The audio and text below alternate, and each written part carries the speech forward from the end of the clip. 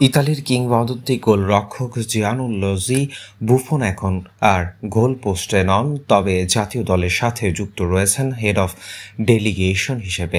Gloves তুলে রাখলেও ইতালির ফুটবলের অবস্থা নিয়ে তার তীক্ষ্ণ দৃষ্টি আগের মতোই ধারালো, আর সেই দৃষ্টি নিয়েই তিনি দিয়েছেন এক কড়া সতর্কবার্তা। ইতালির ফুটবল ঝুঁকির কিনারায় দাঁড়িয়েছে। গাজেত্তা দেলো স্পোর্টকে দেওয়া বিবৃতি সাক্ষাৎকারে বুফন বলেন, বছরের পর বছর আত্মতুষ্টি, অধুরশিল্পী পরিকল্পনা এবং ফুটবল নীতি ধারকদের দায়িত্বশীলতা মিলেই দেশটিকে আজ এমন অবস্থায় নিয়ে এসেছে যে চারবারের বিশ্ব চ্যাম্পিয়নের মতে তিনি অনিশ্চিত। 2 বিশ্বকাপ মিস করার পরেও ঘুম ভাঙেনি ইতালি। টানা 2018-2022 বিশ্বকাপে খেলতে পারেনি, 2026 বিশ্বকাপ বাছাইয়ে সরাসরি জায়গা পায়নি।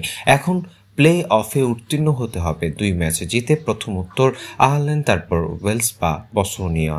ব্যর্থ হলে টানা 3 বিশ্বকাপ থেকে ছিটকে যাওয়ার লজ্জা অপেক্ষায় রয়েছেন।